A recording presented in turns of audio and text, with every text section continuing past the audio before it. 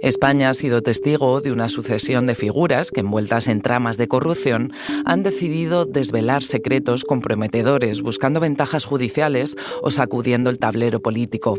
Desde las grabaciones de Villarejo hasta las cuentas de Bárcenas, pasando por las confesiones de David Marjaliza, cada historia ha dejado su impacto.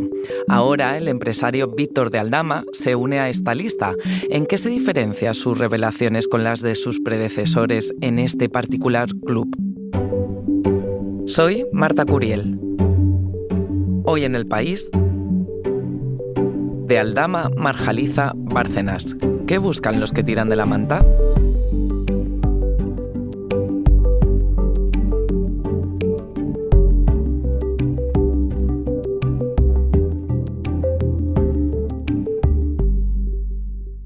Buenos días, ¿nos oyen arriba en la sala? Sí, perfectamente, ¿sí? Señoría. Bien, gracias.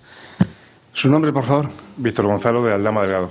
Bien, aunque su declaración... José Manuel Romero, te he llamado porque eres uno de los compañeros del periódico que más ha buceado en historias de corrupción a lo largo de los años. Hola. Hola, ¿qué tal?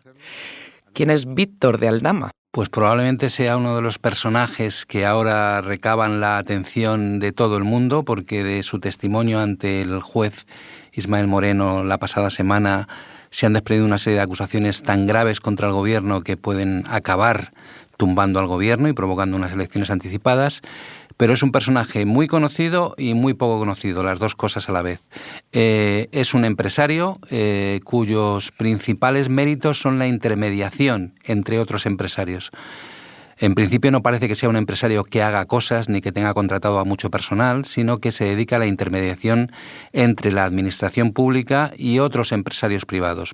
Por ejemplo, en el caso que nos ocupa, que es el caso Mascarillas, lo que Víctor Aldama hace es, aprovechando que tiene una relación especial con el Ministerio de Transportes, pone en contacto a otro empresario que se llama Juan Carlos Cueto, con una empresa que se llama Soluciones de Gestión, con el Ministerio de Transportes para suministrarle una cantidad de mascarillas que yo creo que eran como 8 millones de euros en mascarilla en el primer lote que consigue colocar en el Ministerio de Transportes. ¿Qué hace él? No pone personal a disposición de esa operación, simplemente pone en contacto a un empresario con la administración pública. Y por eso se lleva a una comisión que creo estaba en torno a los 5 millones de euros. Ese es Aldama, que además es presidente de un club de fútbol, del Zamora, que además es cónsul honorario en Georgia, que también pidió ser cónsul honorario en Cancún, México, que supuestamente viajó junto al ministro de Transportes a México para que le dieran un contrato a empresas españolas para hacer un tren allí en México. En definitiva, es un personaje más intermediario que empresario, que tiene unas buenísimas relaciones con la administración pública a través, en este caso, de José Luis Ábalos. Todo eso es lo que se conoce de él. Y lo que ha contado en el juzgado, además, es que para esas relaciones, para esas intermediaciones, pagaba sobornos, pagaba cohechos, pagaba comisiones ilegales. Aldama, además, entonces, como me estás contando, de ser un intermediario, ha extendido sospechas, de momento sin pruebas, de medio gobierno. Cuéntame, ¿a qué personalidades y miembros del gobierno exactamente ha implicado Aldama en su última declaración ante el juez? Pues mira, en concreto ha lanzado sospechas sobre 3 dirigentes del gobierno o del PSOE, sin pruebas, como tú dices, que son el jefe de gabinete de la ministra de Hacienda, María Jesús Montero, porque supuestamente le facilitó aplazar una deuda en la agencia tributaria. El señor Carlos Moreno, jefe de gabinete de la ministra Montero. ¿Don Carlos Moreno Medina? Sí, y bueno, se me piden 25.000 euros. Y entonces se organiza una reunión debajo del ministerio, que hay un bar, una reunión. Quedamos a tomar un café y Coldo le entrega el sobre a Carlos Moreno. Ya te lo sé. Sí. Lo que nos cuentan desde la agencia tributaria, y ya entramos en cómo comprobar si lo que dijo es verdad o es mentira, es que el aplazamiento de una deuda tributaria no es una cosa que se pueda hacer a través de favores políticos, porque es una cosa que está muy reglada y que llevan a efecto funcionarios de la agencia tributaria. Por tanto, ahí hay una presunción de que esa gestión, si se hizo, por parte de Koldo, desde luego no llegó a la categoría de una presión sobre un cargo político para que luego favoreciera a Aldama. Y Santos Cerdán. Y a Santos Cerdán, en la misma práctica que al señor Carlos Moreno, se le dan 15.000 euros. En el caso de Santos Cerdán, que es el número 3 del PSOE, es su secretario de organización, por tanto una persona muy importante, Aldama ante el juez aseguró que en su presencia Koldo García le dio un sobre de 15.000 euros a cambio de una concesión de una obra pública en Euskadi, que digamos era el territorio donde las mordidas tendría que quedárselas Santos Cerdán. Santos Cerdán, para desmentir esta información, ha pedido que la Guardia Civil... Que geolocalicen los móviles a ver si alguna vez he coincidido con ese señor. Nunca he estado con él. A mí no me conoce personalmente. No sé si eso es factible o no es factible, porque además Víctor Aldama tampoco dio ninguna fecha de entrega de la mordida y de adjudicación de la obra pública. Y en tercer lugar, habló del presidente canario, que ahora es el ministro de Administración Territorial, Ángel Víctor Torres. Koldo me dice que el señor Víctor Ángel Torres pide 50.000 euros. Yo le digo que no voy a pagar más de lo que ya está acordado, y menos otro contrato que depende de él, porque de alguna manera dependía de lo que él llamaba y de las gestiones que él hacía. Porque supuestamente en la concesión por parte del gobierno canario de un contrato sanitario vinculado a las empresas con las que intermediaba Víctor Aldama, el presidente canario pidió una comisión a cambio de esa adjudicación de 50.000 euros.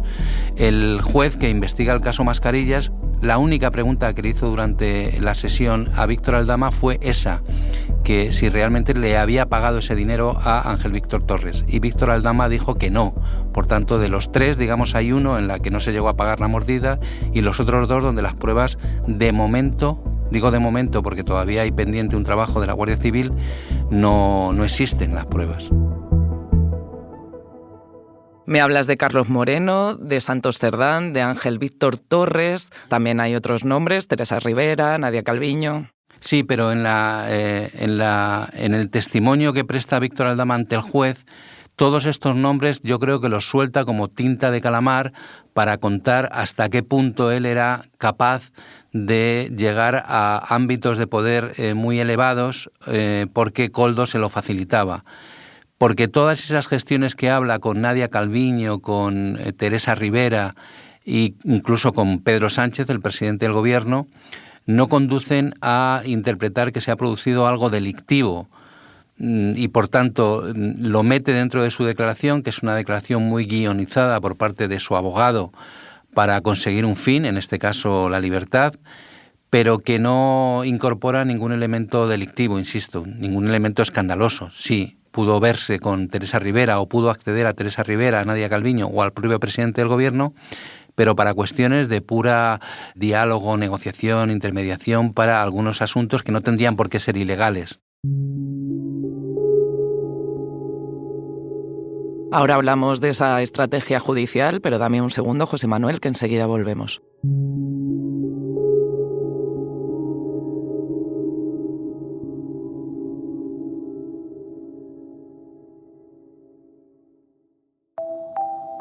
Se cumple un año desde que Javier Milei se convirtiera en el presidente de Argentina.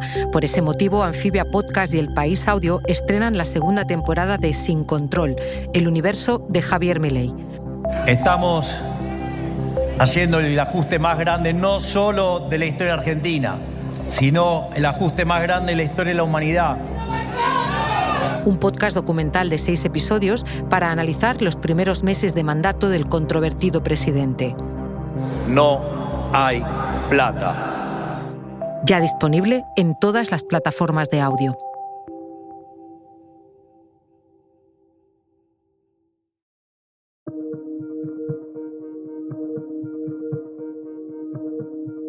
José Manuel, me estabas contando el rosario de nombres del PSOE que Aldama dio ante el juez la semana pasada, pero ahora quiero que escuches otra cosa. Me viene a la cabeza un contable, como en las pelis de espías o de detectives siempre hay que seguir la pista del contable, que se llamaba Bárcenas, y otro señor que se llamaba El Bigotes. Me viene Villarejo, con la policía patriótica. Me vienen personajes con perfiles distintos pero situaciones parecidas. Y tengo un problema conmigo mismo porque les di credibilidad. Así que hoy no quiero dársela a este señor. Porque soy un militante del Partido Socialista y saber que ha formado parte de la escenografía, de los contextos de algunos ministerios, que ha formado parte de reuniones, de viajes, de sitios, pues me parece completamente inexplicable. Así que solo puedo decir que no le quiero dar ninguna credibilidad al señor Víctor de Aldama, pero sé que tengo un problema. Este era Eduardo Madina, es diputado socialista que comparaba las declaraciones de Aldama con las de otros implicados en casos de corrupción que quisieron a su vez tirar de la manta. Me gustaría que analizáramos esos casos y viéramos si se parecen o no al de Aldama. Por ejemplo, ¿qué relación existe entre este caso y los precedentes marcados por Villarejo y por Bárcenas? En el caso de Bárcenas es muy parecido al caso de Víctor Aldama por muchas circunstancias, entre ellas por el desenlace de ambos casos en relación con la libertad del acusado. Sabemos que Víctor Aldama, después de declarar ante el juez, queda en libertad unas horas después, con el argumento esgrimido por la Fiscalía Anticorrupción, que es la que apoya la puesta en libertad de Víctor Aldama, de que ha colaborado con la justicia y se ha autoinculpado. El ejemplo sirve para Luis Bárcenas, el que fue tesorero del PP. Para poner antecedentes a nuestros oyentes, Luis Bárcenas ingresó en prisión en junio del año 2013. Ingresó en prisión por el caso Gürtel, que era una trama de corrupción masiva instalada en administraciones gobernadas por el PP, y la investigación descubrió que Bárcenas tenía relación con algunas de las adjudicaciones que esas administraciones habían hecho a la trama Gürtel y, por tanto, entró en prisión. Mientras tanto, El País estaba publicando lo que se conoció como los papeles de Bárcenas, o la caja B del PP, y Bárcenas decidió en julio, o sea, un mes después de entrar en prisión, declarar de manera voluntaria ante el juez Ruz en la Audiencia Nacional, en una declaración que duró 8 horas, de la que incluso se llegó a hacer una película y una obra de teatro, donde confesaba todos los delitos cometidos en relación con esa caja B y daba todo tipo de detalles respecto a quienes habían sido los beneficiarios de la caja B, desde toda la cúpula del PP hasta distintos empresarios que son los que habían pagado las mordidas. Pues bien, a raíz de esa declaración, el abogado de Bárcenas hizo lo mismo que hizo el abogado de Aldama, esto es, pedir la libertad para su cliente con la excusa de que había colaborado con la justicia. ¿Qué hizo la Fiscalía Anticorrupción en ese caso? Denegó la libertad de Bárcenas, informó en contra de la libertad de Bárcenas con el argumento de que Bárcenas seguía teniendo dinero oculto en el extranjero y por tanto persistía el riesgo de fuga, que es uno de los motivos por los que se dictan las prisiones provisionales. En el caso de Aldama, estaba en prisión no por el caso de las mascarillas, sino por el caso hidrocarburos, en el que se investiga una trama de fraude multimillonario del IVA de una serie de empresarios, entre ellos Aldama, de cientos de millones de euros, que están localizados supuestamente en paraísos fiscales en el extranjero y que la Guardia Civil todavía no ha dado con el lugar donde está ese dinero escondido. Por tanto, cuando se decreta la libertad de Aldama en este caso, la gente se puede preguntar por qué ha disminuido el riesgo de fuga si el dinero sigue escondido en el extranjero. Esa es una de las comparaciones que podemos hacer en este caso y que, como ves, ha tenido un desenlace bastante distinto al de Luis Bárcenas, que estuvo en la cárcel 2 años después de esa declaración. Ahora seguimos hablando, de hecho, sobre esa salida de Aldama de prisión, pero hubo otro caso en el que un implicado fue clave para que se desvelara un caso de corrupción, que fue David Marjaliza en el caso Púnica. Había documentación de la Comunidad de Madrid, de licitaciones, había sobre todo, lo más importante, un cuaderno donde apuntábamos siempre, yo le daba unas siglas y ella apuntaba pues salidas o entradas. ¿Las entradas y salidas de dinero en efectivo? Sí. El caso Púnica hace referencia a una serie de adjudicaciones amañadas por parte de la Comunidad de Madrid y en concreto del que fue consejero de presidencia con Esperanza Aguirre, que se llamaba Francisco Granados. Francisco Granados, antes de ser consejero autonómico, fue alcalde de Valdemoro, que es el lugar donde David Marjaliza hizo sus principales negocios. Era un constructor que se dedicaba también a la promoción inmobiliaria y que supuestamente conseguía este tipo de contratos gracias a que le favorecía el gobierno municipal de Valdemoro, que estaba presidido por Paco Granados, que era uno de los principales imputados en el caso Púnica. David Marjaliza, en un momento dado, cuando la investigación había acreditado todo tipo de maniobras irregulares por parte del empresario, decidió declarar voluntariamente ante el juez para reconocer muchos de esos delitos e implicar decisivamente al que entonces era consejero de Esperanza Aguirre y había sido anteriormente alcalde de Valdemoro. ¿Y este puede ser el caso que más se parece al Aldama, entonces? Se puede parecer en el sentido de que Marjaliza, a raíz de esa declaración, creo que vio su situación judicial y penitenciaria de alguna manera favorecida por esa confesión, aunque cuando salga el juicio relacionado con el caso Púnica, Marjaliza será uno de los condenados, al igual que Aldama. Aldama también será condenado por el caso Mascarillas y por el caso Hidrocarburos. ¿Y en la trama Gürtel hubo figuras así? Pues en la trama Gürtel hubo figuras que intentaron hacer algo parecido, como fue Francisco Correa, el líder de la trama Gürtel, y como fue Álvaro Pérez, apodado El Bigotes, y como fue Ricardo Costa, y a cada uno le fue de una manera distinta. Por ejemplo, Ricardo Costa, que fue secretario general del PP valenciano, confesó la financiación ilegal del PP valenciano, confesó que su jefe directo estaba al tanto de todo lo que se cocía.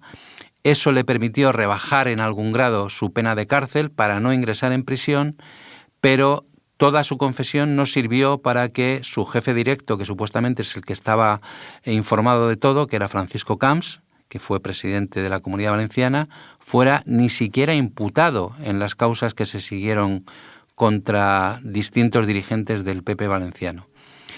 Francisco Correa también lo intentó, al final fracasó, pero sí, hubo una serie de personajes en la trama Gürtel que intentaron confesar para rebajar sus penas. ¿Es entonces el motivo por el que él ha salido tan pronto?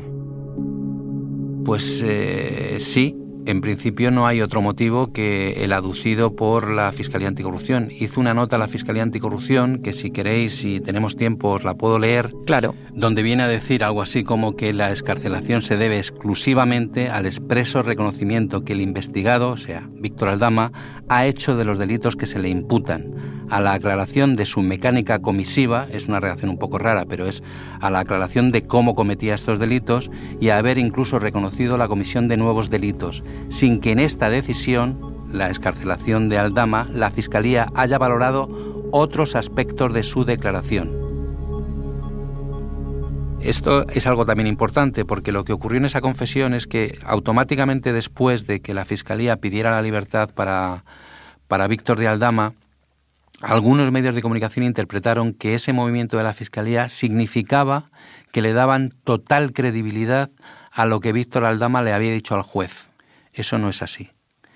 Pero no porque lo diga yo, sino porque la Fiscalía Anticorrupción se vio obligada esa misma noche a sacar una nota explicando que habían solicitado o habían apoyado la petición de libertad de Aldama porque se había autoinculpado en los delitos, había contado los detalles de cómo había cometido los delitos y ya decía la Fiscalía Anticorrupción no se interpretaba nada más de su declaración. Era exclusivamente por ese motivo, no porque su testimonio tuviera total credibilidad. Porque claro, imagínate tú lo que supone contarle a la opinión pública que la Fiscalía Anticorrupción deja en libertad a Víctor de Aldama porque todo lo que ha dicho Víctor Aldama es verdad. Porque si todo lo que ha dicho Víctor Aldama es verdad, a continuación, en este país lo que tiene que haber es la dimisión del gobierno en pleno, la convocatoria de elecciones anticipadas y la refundación del PSOE, porque las cosas que dijo eran tan graves que de confirmarse, imagínate lo que supondría. La Fiscalía Anticorrupción no dice que lo que dijo Aldama tenga total credibilidad. Ahora habrá que probarlo, habrá que investigarlo y habrá que acreditarlo. Es entonces una muy buena estrategia de su abogado, que además se publicita en su propia web como penalista experto en conseguir acuerdos. Sí.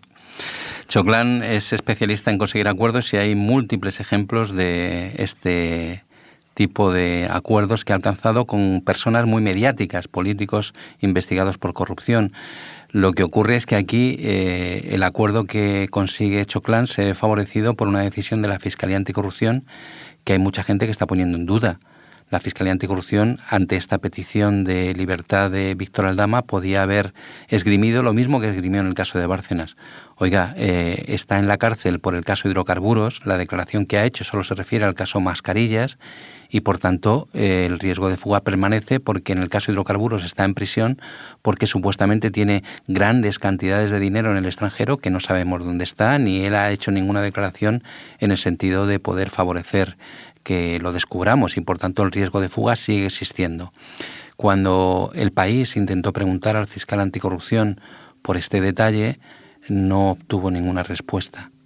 O sea, no hay un argumento jurídico que pueda defender la puesta en libertad de Víctor Aldama, al menos que sepamos de momento. Habrá que esperar entonces. Gracias, José Manuel. Gracias a ti.